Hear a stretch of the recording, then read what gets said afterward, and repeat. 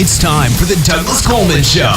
Mr. Smooth and Savvy is joined by guests from all walks of life.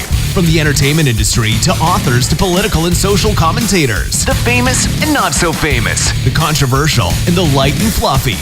We have it all. Now, here is Douglas Coleman.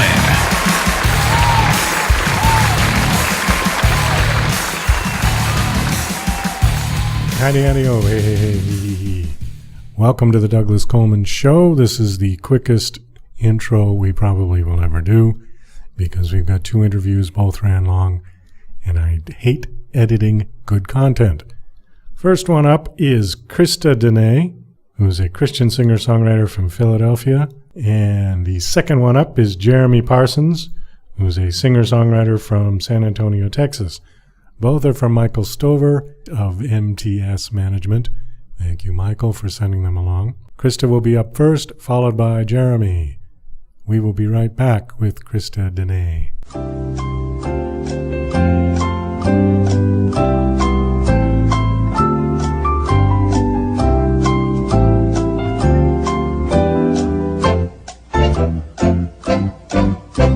Okay, please welcome my guest, Christa Deánā. How are you, Christa? Hi, I'm good. How are you? Good. I pronounced your name right, I hope? You sure did. Okay, great. So, you are a singer-songwriter, Christian singer-songwriter from Philadelphia. And why don't you just tell us a bit about your backstory, and then we'll talk about music or anything else you want to talk about, and we'll play your song.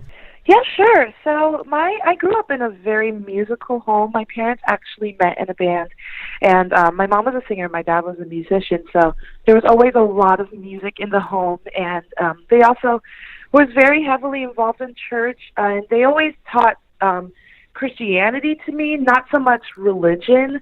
So that really helped my songwriting because everything that I did for the church or between my relationship with God was very personal, and that had a lot to do with both of those experiences had a lot to do with how I expressed myself and the things that I wrote about. I was always arranging, always harmonizing. I wrote my first song when I was 9, and then I just continued to write, continued to perform the songs in church and start recording my own music. Had like a little home EP around like 12 years old, and toured in different choirs and stuff like that. So it's just, music has always been a huge part, and I had a head start, so I think that helped me to be where I am now. You said that your parents taught you Christianity as opposed to religion. What is the difference? Yeah. Well, I think a lot of people, unfortunately, they hate religion, and because very oftentimes religion has a lot to do with culture, and culture passing off as conviction, and that's where it becomes a problem when I say, I don't like it, so it's wrong. And a lot of that is tied to religion. Sometimes, oftentimes it's seen as just different rules, different no's, and without a biblical basis. So I am grateful that they always sent me to the Bible first and had me have the chance to be in love with Jesus, which helps me to be able to go to church and relate to other people that don't want to go, because I get it. I understand that religion can be complicated, but Jesus isn't, and that's the message that I try to portray all the time. Okay, well, it's interesting that you've separated the two because a lot of people don't see it that way. People see it as just one entity, Religion is Christianity, Judaism, Muslim, Buddhism. And it's interesting that you separate it. I kind of like that because I think for some people it might make it easier for them to understand it. Mm-hmm. Another thing you said that was interesting was that morality gets preached a lot in religion. Is that correct? Is that what you were saying? Yeah. All the time. All the time, right. And, I don't know. I don't know does one man have a right to preach morality to another man? Right. Maybe not. Now tell me one thing about your religion, and then we'll talk about music. Where you said you found Jesus, how did you do that? I mean, what is that feeling? Because I don't think I've done that yet. I haven't had that feeling yet. Well, I mean, it's definitely something that you're going to know for yourself in the sense that it's hard to explain or pass off, it's not like, I guess I would compare it to the air that we breathe. You don't see it, but you know that you're taking it in. And it's just a lot of sincerity. For me, it was reading the Bible for myself, talking to him throughout the day, being completely open and honest. Even if it's a big thing or if it's a little thing, hey, can I have that parking spot close to the front of the grocery store? Like, just the more that I share my cares with him, the more that I see that he really does care about the little things. So, I mean, any step is better than no step. And the more you progress in that direction, the more that you'll be able to experience him for yourself. So if you were going to recommend, if somebody was interested in finding out more about it, how would you recommend somebody go about it?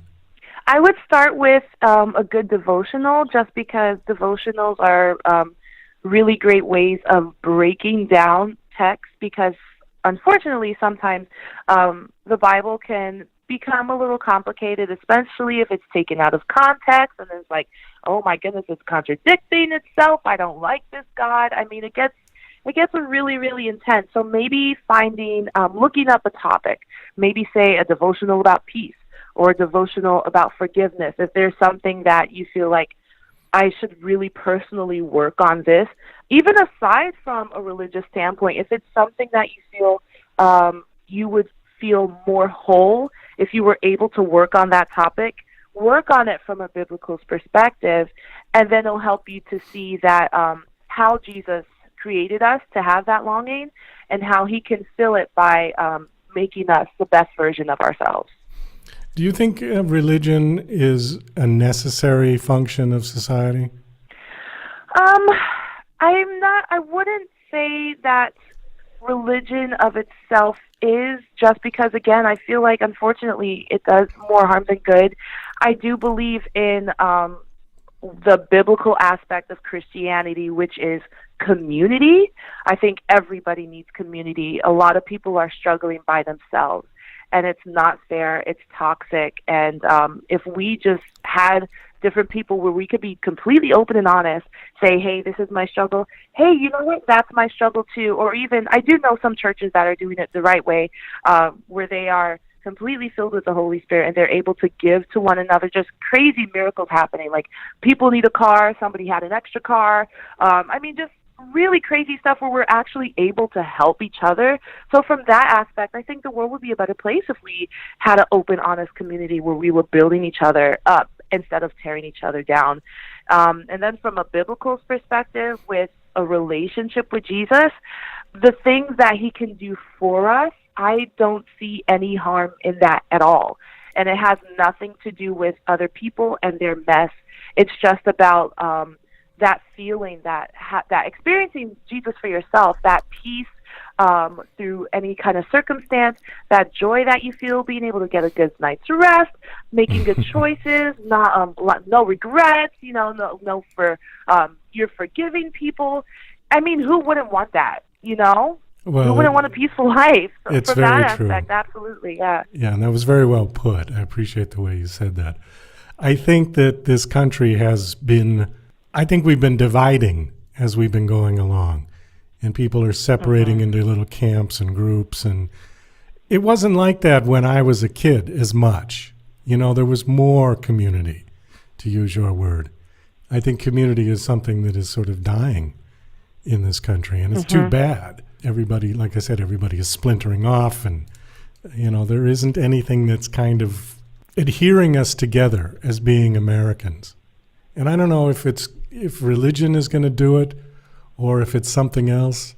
I don't know, but I feel like we are separating into little groups rather than being one big group of people. Anyways, let's talk about that. We'll get the heavy stuff out of the way first, and then we can talk about the light and fluffy stuff like the music industry. Now, are you doing music full-time, or do you do something else as well? As of 6 weeks, I will be doing music full-time. I've been teaching music at a school. That's actually what I went to get my degree for music education. And I've been teaching private lessons as well. Okay. But in a few weeks, I will be full-time working for Christa Productions, which is my own company. It's co-owned by my father and I, and we work on other people's music. We help people with that creative process. Some people that either they have only music, or they only have words, or they don't even sing, but they feel like they could hear this with something, and they just want help making it a full-on song. Well, then Christa Productions is that company that helps them to get to that next step, so that they have a soundtrack to sing to, so that they can work on their stage presence, so that they can really be picked up and start having a career in that right direction. And so I'll be working with that. And then, of course, as Christa Deánā, touring and going to different places, all that stuff that I absolutely love to do. I can't wait to be doing that full time. Now, your production company, do you have a recording studio? I do, in my home. All right. Hey, it does the job. It did my project, so, oh, well, it's got to be good, right? No, listen, a lot of people have recording studios in their home. The technology is a brilliant, wonderful thing these days, where people can do all of that right in their home with a good computer and a good microphone and a quiet room. Yeah, there's no problem to do that. That's all you need. Yeah. Where do you tour? Where do you perform? Right now, I'm mainly on the East Coast, like New Jersey, Virginia, Maryland, Ohio, those states, New York, and of course Pennsylvania, where I live. But I'm looking to branch out into the West Coast. I'm in contact with a few different people, so looking forward to doing that in a bit. I've also been to Florida. The farthest I've been was New Mexico, but the East Coast is where I am mainly right now. Do you play in clubs, or do you play in churches, or where do you perform? Anywhere they'll have you? Anywhere where I can go. Yeah, absolutely. Absolutely. Okay. As long as they don't boo me off the stage, a place that will welcome me. And I don't just do Christian music. I do other styles of music as well. I just like to have a good time. So that could be at somebody's birthday party, or that could be for a wedding. I'm all over the place. Open mics, churches, block parties.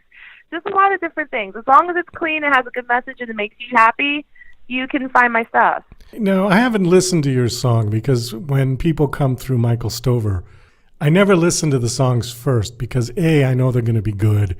And secondly, I like to hear the music fresh when I have the guest on. When I read your bio, though, the first thing I thought of was gospel. Now, is your music gospel music or no? Well, if I take the specific definition of what gospel music is, no. Because, yes, I am an African-American woman, and yes, I sing Christian music, but my style isn't gospel. I don't have a gospel voice. My music doesn't sound gospel-y, and a lot of times, honestly, people are like, oh my gosh, why don't you do R&B? Well, it's not that R&B is bad, it's just that's not what I'm called to do, and I know that's not the songs that I write naturally. So I say that it's more like Christian R&B, because it does have that core, like a lot of soul, a lot of jazz chords, a lot of cool vibes, a little bit of hip-hop. Sometimes it branches off to different things, because I listen to all kinds of music. It may have more of an indie vibe, more of a classical vibe, more of a rock vibe, but I do consider myself more of just a Christian artist with a center of R&B. Okay, so if you had to pick somebody who we might have heard of that you could compare your style to, could you do that? Oh, I hate this question. I know, I'm sorry. Every time people ask me this question, I don't have an answer, just because I'm influenced by so much. And honestly, like, when people listen to me, they compare me to a lot of different people. Okay. Like, most recently, they said my voice was a mix between Anita Baker, Whitney, and Sade. I was like, what? Like, I haven't gotten that before. Yeah. So, it really, really depends. I like so many different things, and I just pick up little nuggets from different people that I really admire. So, no, I'm kind of in my own lane right now, but it's not a bad thing. Okay, well, what about, never mind your voice, how about just your musical style? Ooh, okay, cool. I guess I would say closest to, oh boy, I would mix Esperanza Spalding with but not like her older albums, like more of her newer stuff. Okay. Who would I mix her with? Okay, there's a little bit of India R.E., I would definitely say, because of that really, but more piano versus guitar. Let's see. And then who's going to give me that R&B nudge that I need?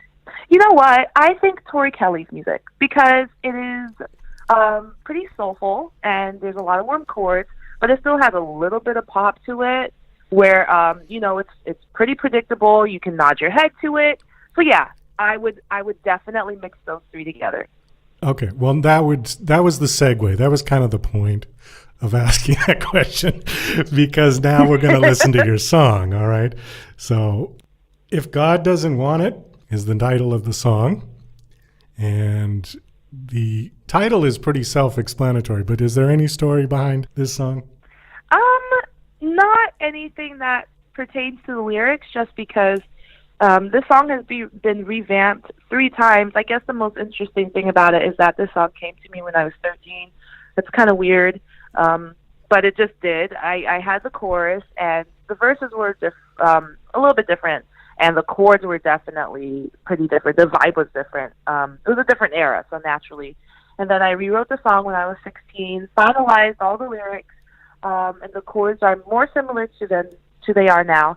And then the most recent version, I actually asked my husband to help and give me that hip-hop authoritative feel that I was looking for, and he's the one that rapped on it.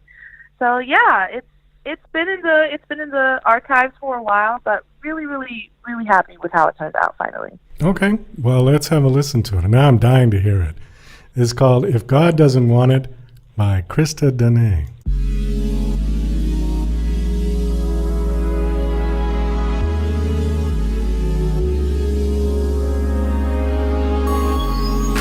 God doesn't want it, then I don't. I guess it just ain't for me. Listen, I used to think I knew what was best for me, praying and asking on my bended knee. Then I learned to pray and trust in your word. As I lift my voice, this is what I heard. If God doesn't want it, I don't want it. I refuse to complain about what he hasn't given me. If it's not from my father, then it's from the enemy. God always does what's best for me. Put it in his hands, leave it be. I heard it clearly that night. I lift my voice. I'm committed, you'll always be my choice. I only want the things you want for me. I'll seek you first. The rest is history. If God doesn't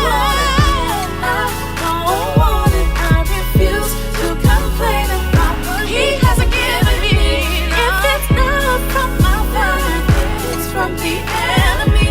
God always does what's best for me. Put it in his hands, leave it be. Eyes haven't seen, ears haven't heard all you have planned for me. So I raise my hands in surrender. I feel so much better. I trust you and I choose to let go. God, if you don't want it, I don't want it. Never should have had it. Yeah, you're charismatic, and I always want your will to be leading me. Take away the feelings and the thoughts of me thinking that'll surely be conceding me. I don't want to do this alone, cause I don't condone the evil that'll prevent me from bringing me home. I'm like a lamb to the slaughter. Save me from my thirst to death. Continue seeking for that ever-living water.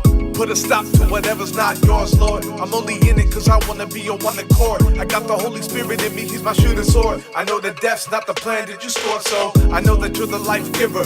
Mercy and forgiveness for a low-life sinner like me. I don't want it if I know it's gonna be tempting me. Show me the path that you know what's only meant for me. If God doesn't want it, then I don't want it. No, I don't want it. No, I don't want it. If God doesn't want it, I refuse to complain about what he hasn't given me. If it's not from my father, it's from the enemy. God always does what's best for me. Put it in his hands, yeah, if God doesn't want it, I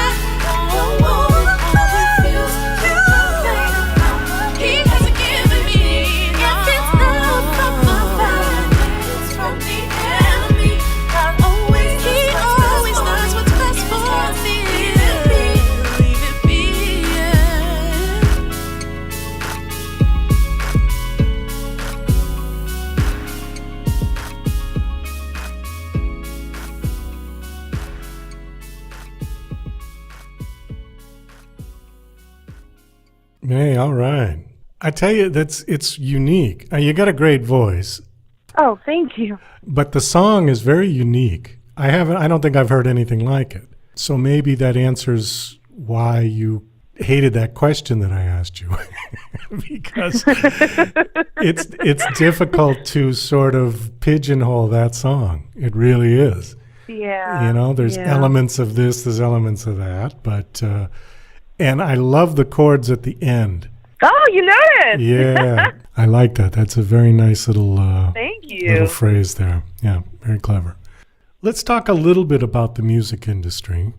You did an interview with Huffington Post, I think, a written interview. I did. Yeah, and there was a couple of points on there that I wanted to ask you. But before we get to those, what is your overall opinion of today's music industry?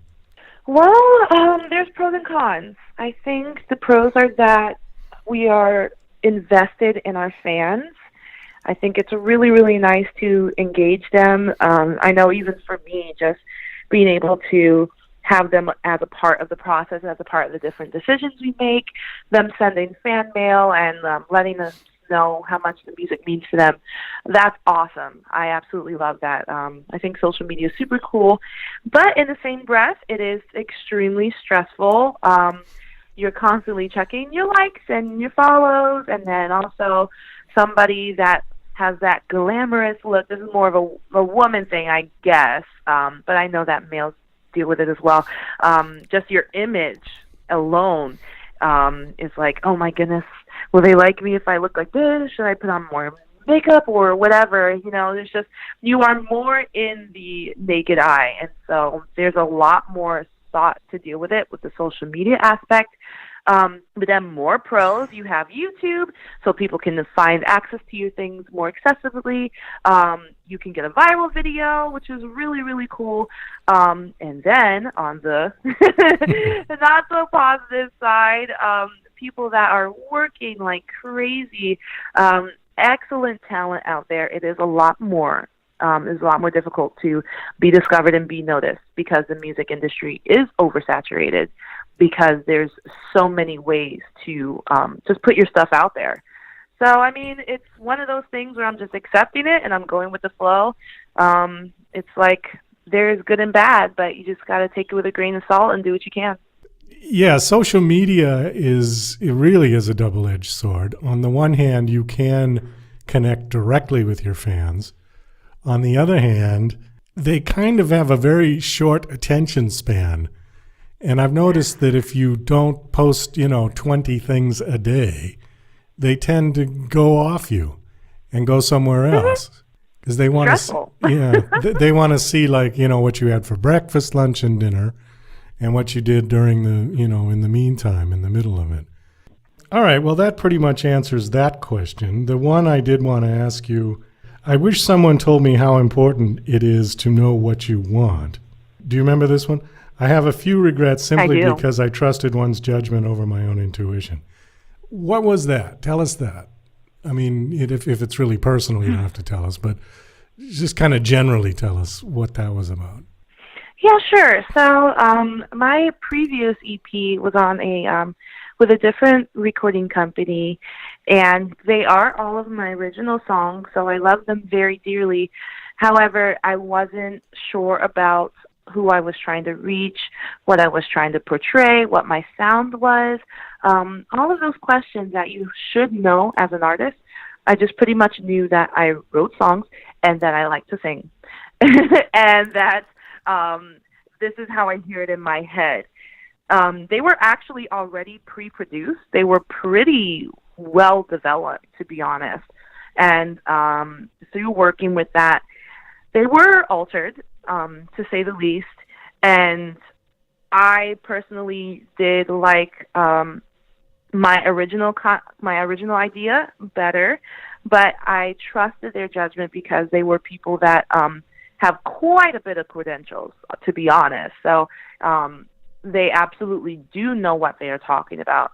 However, just a very small case in point, that EP has been out for 2 years now, and not to put it down or anything, because again, that is my music, that is my baby, but there's only 12 monthly listeners on Spotify, to compare to my new single, which is self-produced, which is exactly how I wanted it to be, T, crossing every T, dotting every I, and the highest it's been is 564, and it's only been out for 6 weeks.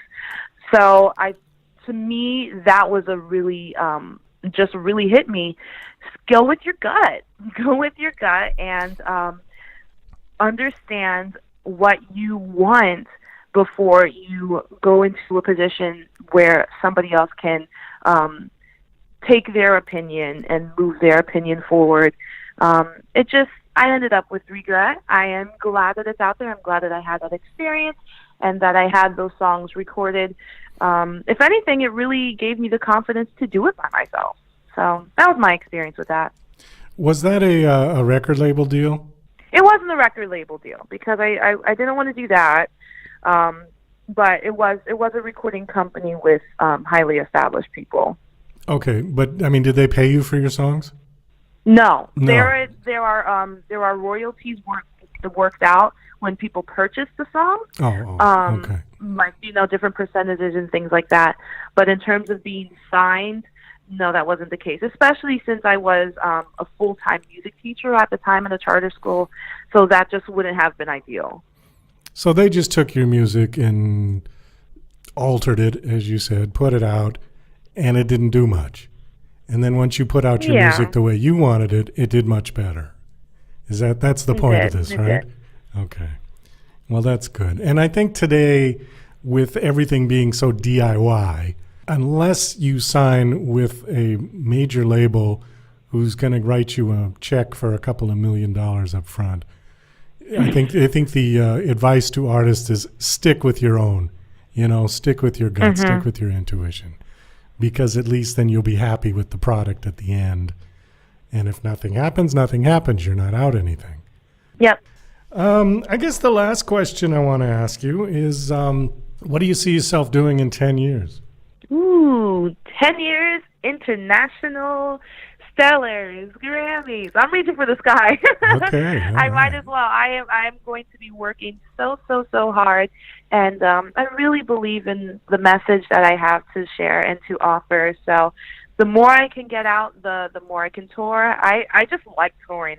I'm not one of those people that kind of want to stay home. I love being away from home, experiencing different opportunities, different cultures, meeting new people. I feel like I was made to live on the road. So 10 years from now, all over the country I have been, and kind of like, I like to compare myself to Michael Jackson. I adore him. And I would be, oh my goodness, why I'm mentioning his name is because you don't have to like who Michael Jackson is. You don't have to like what he stood for. You don't have to like all of his songs. But everybody has one MJ jam. Everybody. I don't care who you are. You can pick Man in the Mirror. You can pick Thriller. Everybody has one Michael Jackson song that they love. And that's what I modeled my music to be after.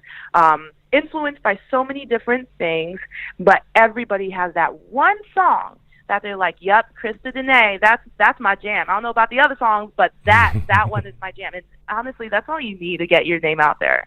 It's funny you mentioned Michael Jackson because we could talk about him for hours. He was such a huge talent. And obviously, at this point, now that he's no longer with us, he's left a mark in pop music, where you can look at Elvis from the 50s, the Beatles from the 60s. Michael Jackson definitely left his mark in the 80s with Thriller and with all of them, with all the ones that he did. Off the Wall, yeah. The one thing about Michael Jackson, though, is that, and I'll ask this as a question, do you think he handled his tremendous fame well? I don't. Yeah. I think he was very innocent and very naive. And even to this day, he's asleep in his grave and people are still arguing about what actually happened. I mean, it's just such a tragic story. He had a lot of talent, but some people aren't meant to be famous. You know what I mean? Like be in the limelight with all of the paparazzi and things like that. Some people don't handle that well, and I don't think he was wired to have people in his business like that. Whether it's true, whether it's not true, either way, you can tell that he didn't know what to do with it, because it seemed like he was making things worse, honestly. True. So unfortunately, no, I don't. I really don't. I don't think he was equipped to handle it, and I think that his father was the one who wanted Michael to be famous. Mm-hmm. You know, and I think his father pushed him to the brink of destruction. But on the other hand, would Michael have become famous without that kind of push? Because you do need it. Do you have a manager, or are you doing it on your own? I'm on my own right now. Hopefully, you know, Christa Productions will grow and we will have more on our team. But right now, I am wearing like 1,000 hats. All right. Which I don't mind for the time being, because again, when I have a vision, it is a lot easier to get it done that way. But as you know, touring gets more, when we have more on our plate, we will need more on the team. And I know when the time is right, that the right opportunities to have those people will come. Well, great. Well, best of luck to you. And we got to wrap this up, unfortunately. Thank you so much for coming on the show. I really enjoyed talking to you. We Thank you for having me. Covered the heavy stuff and the light and fluffy stuff all in one conversation, which is great. Makes for a nice rounded conversation. Tell people where they can find you online. Absolutely. So all you got to do, you can go to my website, you can Google me, Instagram, Snapchat, whatever, at ChristaDeana.com. Right on my homepage of my website is my mailing list, so please make sure to join the mailing list so you can be the first to know about the upcoming music, the upcoming merchandise, behind the scenes, working in the studio, everything for us to stay connected. You can do it that way. There's also blogs and stores and lots of fun stuff on my website, so make sure to Google around. And then the single is available everywhere, whether that's Spotify, iTunes, YouTube, Google Play. If God Doesn't Want It, by Christa Deánā. So make sure we stay in touch. Christa, thanks again for coming on. Thank you so much for having me. It was a pleasure. You're listening to Mr. Smooth and Savvy right here on the Douglas Coleman Show. We'll be right back after these commercial messages. Tired of living in a culture of lies, fake news, and alternative facts? The Pro-Truth Pledge reverses the tide of lies by calling on politicians, and everyone else, to commit to truth-oriented behaviors. The pledge asks signees to commit to 12 behaviors that research in behavioral science shows lead to truthfulness, such as clarifying one's opinions and the facts, citing one's sources, and celebrating people who update their beliefs toward the truth. Private citizens who sign the pledge get the benefit of contributing to a more truth-oriented society. Public figures get more substantive rewards for signing the pledge in the form of positive media and public recognition. The pledge crowdsources the truth by asking volunteers to evaluate the statements of public figures who sign the pledge. Take the pledge, demand that your elected representatives do so, and encourage your friends to take it at protruthpledge.org. And now... Hey, Rocky, watch me pull a rabbit out of my hat. Again? Nothing up my sleeve. Presto! Ooh, don't know my own strength. Now here's something we hope you'll really like. Okay, please welcome to the Douglas Coleman Show, Jeremy Parsons. Hi, Jeremy. How are you? I'm doing great, my friend. Thanks for having me. How are you? I'm doing well. Thank you for coming on the show. You are another singer-songwriter from Michael Stover from MTS. We have interviewed many of his artists, and I'm always pleased to have his artists on the show because every one of them has been good. The music has been great, and I always enjoy talking to his artists. So just give us a little bit of your background, and we've got your entire album here, which obviously we're not going to be able to play the whole thing, but I'd like to get 2 songs in during the interview. But give us your bit of your backstory first, and then we'll play some of your songs. Heck yeah. Well, I was born and raised in San Antonio, Texas. down there and came up kind of like never really. I have a lot of friends in the industry that kind of knew that they wanted to do this from a very, very young age, and I don't think I really figured it out until I was probably 17 or 18. I was a junior or senior in high school, and my buddies were taking part in recreational activities that I didn't necessarily feel would be good for me as far as longevity goes. And I found a guitar in the process of searching for other things to do, and got really addicted to playing it, and took that to the next level. I started playing other people's songs, and then one day my dad goes, "Oh, you should try to write your own song," and it's been all downhill from there. I've been doing this for probably over 10 years now, and it's never been a dull moment. I enjoy it, but and I played a lot of the honky tonks and stuff down there. Started out being more of a traditional country artist. One of my favorite singer-songwriters of all time is Hank Williams Sr. Oh, yeah. The original Hank. Right. Yeah, always loved him. I can remember hearing Kalijah as a very small child for the first time and not really knowing how to process what was happening to me. My hands just started moving. It was my first. I feel like Steve Martin in The Jerk. When he found out he had rhythm. Yeah. I do remember that. That's funny. It was one of those moments. But I started doing that stuff and brought that up to Nashville years ago, and it helped me develop my sound that I found now. And that's I put out a record.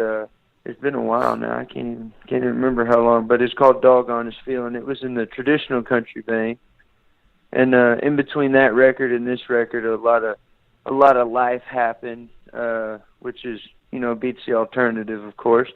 But I was able to define kind of my own sound and my own self in that. It's been a fun little journey, but that's pretty much the key points in my backstory right there. The San Antonio stuff is good though too, because I really influenced by that Texas sound, like from the Western swing to the Texas country red dirt movement that happened when I was in high school. It was I consider myself slightly spoiled because there's just so many musical options down there. What was the red dirt scene? I'm not familiar with that. The red dirt scene, I describe it to people as the pre-Americana scene. Before the Americana genre was a big deal, there was Texas music had this red dirt thing. It came from and that there was like Oklahoma, Kansas, Texas type deal. Like all the artists were from that area. It'd be like its own little tri-state area if the tri-state area didn't make any sense. But they all like traveled because you can make a substantial living in Texas because you think about how big the state is. There's honky tonks in at least two or three in at least every town. So well, the trick these days with music artists is to perform live. That's how people seem to be making their money, because selling records for a living isn't very profitable for most people these days. Yeah, that's true, and I mean that's the thing too. Though when you're playing live, you're always selling your product. Whether you run into someone on the street, and someone goes, "Oh, are you a singer-songwriter?" I was like, if you're nice to them and have a good conversation, you've just earned a lifelong fan there. So you're always selling yourself as a product, whether it's like a live show or just anything. I was just going to say, I've had this conversation with other musicians where it's kind of flipped around, because back in the 60s, 70s, people bought records and artists could make a good living selling records. They would go out on tour to support the album. Okay, the tour was like just an advertisement for the album. Absolutely, yeah. Now it's flipped around, because what's happening is that people don't really go out and buy records anymore. They just want it for free on YouTube or wherever, or Spotify for a penny. So when the artists go out and perform live, then people buy CDs at the door. It's very ironic that that they'll buy them there, but they won't go to Amazon and spend $10 to buy it. They want to see you first, yeah. and then they'll buy your product. I was going to ask you, you said that you picked up the guitar when you were in high school. You're self-taught as a guitar player? You didn't take any lessons, yeah? I am self-taught. Yeah, I sit down. I mean, that's it. That's the cool thing. I'm part of that generation that I grew up a little bit without the internet, but I still got like the front end of it. Okay. So it was you could go on there, and it's like, I mean, it's tough for me to sit and like listen to anybody try to teach me anything. I learned that for 12 years in school, but it was at those videos where they show you like finger placement and stuff. That was really all I used, and then the rest I just figured it out by ear. Okay, because great. it's like you play along with like a CD or something. You know, you start to hear where things sound right, and they definitely don't sound right. That's true. Yeah. Yeah, and it's also like it's one of those things too. If you find something like that you're truly passionate about, it's like learning it is not a chore, like at all. Let's get to one of your songs. You've got a single called Burn This House Down off of your album, which is called Things I Need to Say. Do you want to do that one first? Yeah, let's go ahead and do that one. That's the single that I put out first. It's got a music video and everything. Yeah, that'd be the perfect one to kick it off with. All right. Any story behind this song you want to tell us? Yeah, a lot of this album had to do, it was written in a very formative era in my life. A lot of things had changed, and, you know, like I said earlier, life does happen, so it's, you know, beats alternative. But my parents were going through a very messy divorce, and I'm adopted into the family, so it's, you know, it was always kind of weird, but it got more strange in this situation, of course, and it's always weird when stuff like that happens. But that song's about me going home for the first time, and a place that had always been home and felt like it and was always a place I looked forward to coming back to. It drastically changed because something was obviously very different and would never be the same again. And that's I wrote this song in that house, and it was my way of coping with that metaphorically. Like I can burn this all down and start anew. I don't want home to not be home anymore. So It's basically metaphorically you burn the house down and start over from the ashes. Okay, well, I can't wait to hear it. This is Burn This House Down by Jeremy Parsons.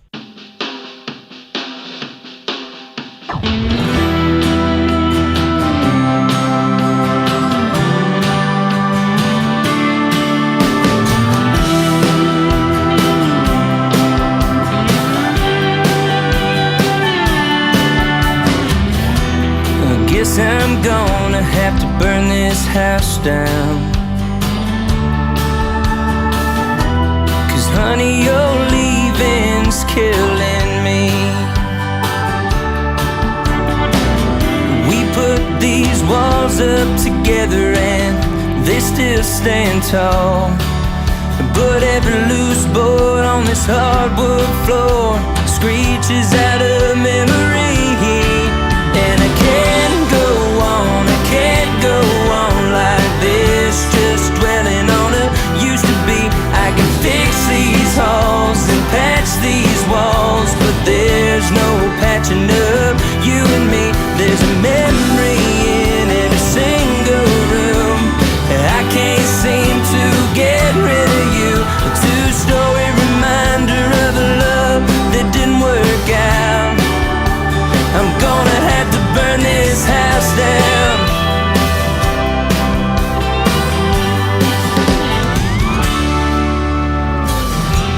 I guess I'm gonna need to pack up a few things.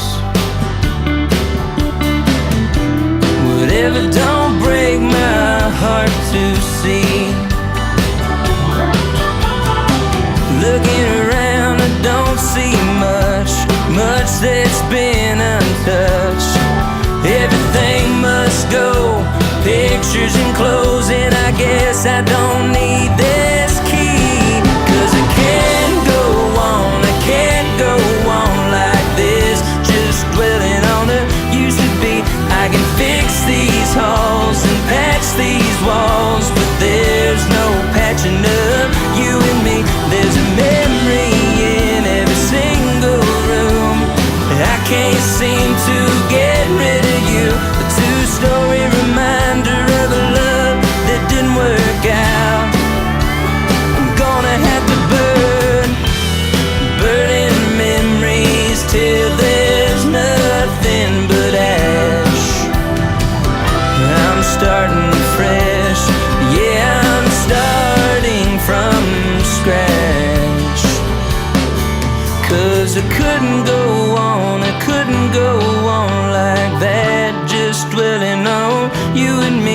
could have tried to pretend, say that it could have been fixed, when I knew damn well that it couldn't be. With an old matchbook and a can of gas, I said goodbye to what we had. Two-story reminder of a love that didn't work out. I knew I had to burn this house down. Oh yeah, I knew I had to burn this house down. Oh, I guess I'm gonna have to burn this house down.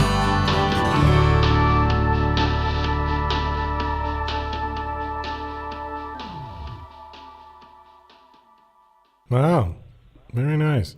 Not what I expected, though. Definitely a more of a pleasant surprise, because you had mentioned Hank Williams Sr., so I was thinking this was going to be real three-chord country stuff, but there's a lot more going on in that song. Oh, yeah, no, that's, like, I started out, I really, when I started doing so, like I said earlier, it was more traditional sounding, but in between doing a lot of those live shows and just discovering like a lot of new music and being inspired by new things, I really found something that was more where I wanted to be, but I still sounded like I always have. So it was a voice mixed with my new inspiration that I really liked about this new record, and it helped me grow a lot as an artist too. When you get outside of something like a comfort zone, so to speak. Right. It's I feel like it's healthy for artists to do that every once in a while. What do you classify your genre as for that song? Anyway? I classify it as Americana. Okay. Right. I mean that song can slide into like alt country, maybe. If I don't, there's so many genres. I know there's so many. Yeah, I know. Yeah. Well, even country music, what was classified as country music when I grew up, has changed, because stuff that I listened to that was not classified as country music is now, like the Allman Brothers and the Eagles and stuff like that we called it soft rock or southern rock. Southern rock, yeah, absolutely. And now that stuff can be considered new country or alt country. I don't know. It's the whole thing has changed. I'm very confused. I never know what genre anything is. It's twisted. It's like when the earth shifts a little bit, and like just the whole light situation and time situation changes. Parallel universe. Yes, we're in a parallel universe now. Yeah, absolutely. Slightly. Yeah. So when you go out on tour, I assume you're doing a lot of touring, yeah? Do you go with a full band, or do you just guitar and you solo?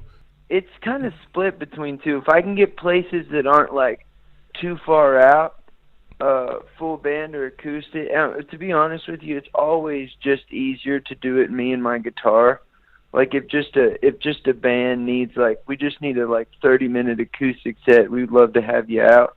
Those are like the things that I'm like, oh yeah, that's just me throwing me into a vehicle and going. All right, and grab your guitar and a stool and a mic, and you're all done or something.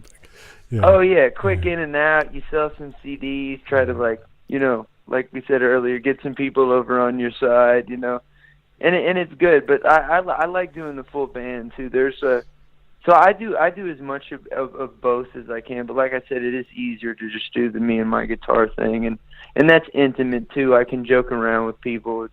I don't know if you noticed, but I kind of like to talk, so it's a problem sometimes. Well, no, we love it. Especially, are you kidding? A radio show, the guest that likes to talk is the guest that we want. So I do like that, and I can do that with the band, but it's I'm usually focusing on us having fun on stage, so everyone off stage can have fun too. Because when you have the band, it's just a whole different element and environment. But I do love jamming with my friends. Nothing really beats that. Well, I agree with you that if you want to really have one-on-one, personal, intimate contact with your audience, being a solo performer, it's much easier to do. Yeah. Than if you've got 3 or 4 other people on stage with you, because you kind of have to share the spotlight. And if you stand up there and talk to the audience, the band's going to be staring at you, going, "Come on, it's awkward." Come on, yeah. Next song, come on, moving along." So. Shut up, Jeremy. Let's go. Yeah, Let's go. It's going to be like that. Where if you're up there all by yourself, you do whatever you want. I do like that. I like connecting with people because I every now and then, like if someone's in the crowd, I'll like say, like nice T-shirt, get them involved. Because there's like nothing like really that hooks them in more than like, oh my God, he's talking to me right now. I'm like, yes, you over there. Do you have a manager or are you DIY? I DIY. Other than Michael, who's the man, it's pretty much just me. So you're on your social media talking to people on Facebook and Twitter and. Oh yeah, I'll always be on. I mean, I would love to have a manager someday, but the social stuff will always be mine because man, I don't trust anybody to get my personality to come across. Like who's going to do that better than me? Yeah, I could never understand like somebody tweeting for you unless it was just an announcement that I'm going to be playing at this club on Friday. That somebody could do, but like to actually make comments, like you said, somebody has to adopt your personality. I don't think it's going to work too well. Yeah, it's kind of cold, man. It's cold. I don't think that's not why I do it. Like anyway, like I said, I love connecting with people. Like it takes that away. It'd be pointless. Exactly. We got to move this along. I want to get one more song in, and then we've got to say goodbye. Which one do you want to play? Let's do "Why Is the Bluebird Blue?" That's one that's more Hank Williams reminiscent. Okay. We did it kind of gypsy-esque. There's like some accordion on there. Really cool sounding track, and it's actually going to be the next single. I'm about to release a music video on it. We're coming up to the release date, but I think it's going to be within the next week or two. So I'm really excited about it. Me and my good friend filmed it one night in my backyard and a few other random places, and he did all this really cool post-edit stuff, and it looks so good, and I'm excited to release it. Great. So I feel like it makes sense to play that one. Okay.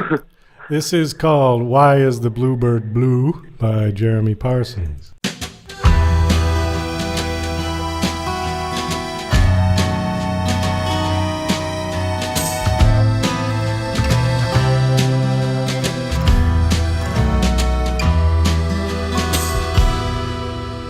Look out my window, what do I see? A little bluebird looking back at me.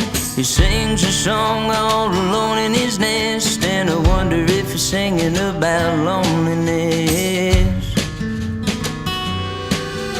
I open my window and take it all in as I listen to a number by my new blue friend. Is he looking for a lover, or did one just leave? Does he really feel blue, or does his color deceive? Tell me, why is the bluebird blue? Is the song he sings a somber tune? Does he feel like I feel since I lost you? Tell me, why is the bluebird blue? A hummingbird don't hang around too long. A mockingbird makes a living off of other bird songs. And I heard somewhere that a robin weeps, but the bluebird is still one that I can't read. Tell me, why is the bluebird blue? Is the song he sings a somber tune? Does he feel like I feel since I lost you? Tell me, why is the bluebird blue?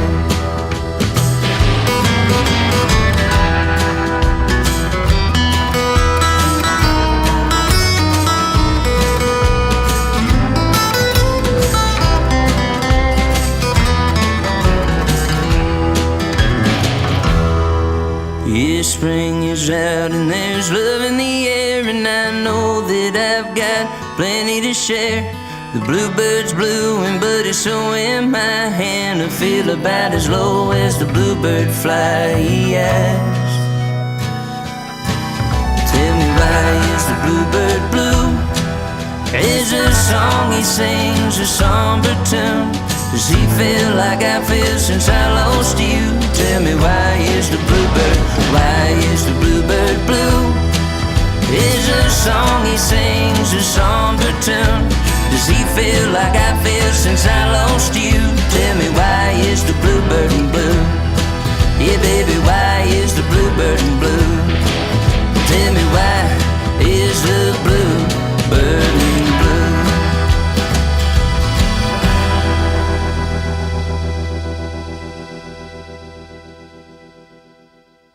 Oh, very nice. You know, there was like 100 things I could say about that song, but I don't want to say any of them because it's just babble. I'm just going to say that was a great tune. I really enjoyed it. And I'll say this.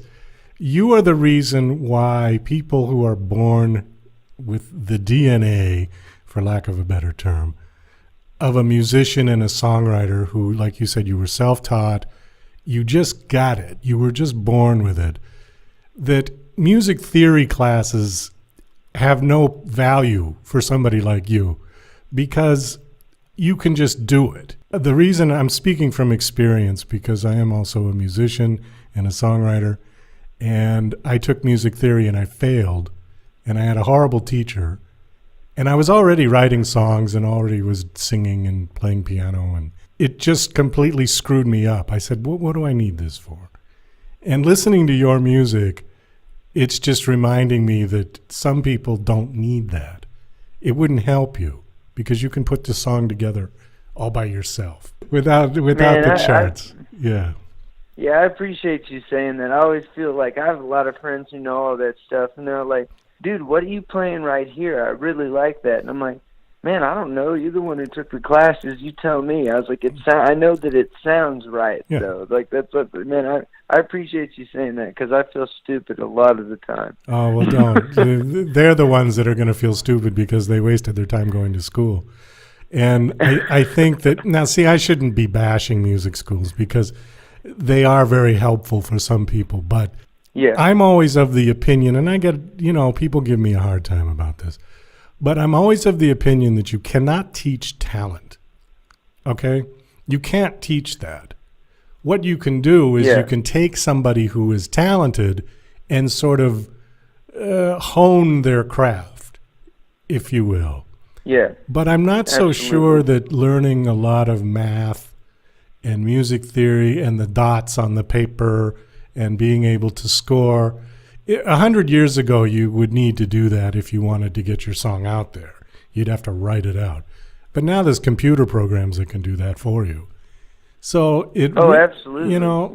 But I don't think my point is it's not necessary in order to write a song. If you've got it in your head and you've got a guitar and you've got a piano or whatever you use to write and you know what you're doing, or even if you don't know what you're doing, it just, if you are able to put it together and then in the end you've got, wow, there's a song. I'm glad you said that. I know exactly what you mean. I know you weren't bashing schools and stuff, but you are 110% right for sure. I agree with you. So anyways, we got to wrap this up. Thank you so much for coming on. I really appreciate it. Best of luck with your music. Your music's fantastic. Thank you again, Jeremy, for coming on. I really appreciate it. Nice talking to you. Yeah, it was my pleasure, my friend, and anytime I can come back, I will, and I appreciate you, all your kind words, and it was a great conversation. I had a blast. I appreciate it. Well, that's about all the time we've got for the show today. I want to thank my special guests, Christa Deánā and Jeremy Parsons, and a big thank you to Michael Stover. This is Douglas Coleman saying goodbye. To the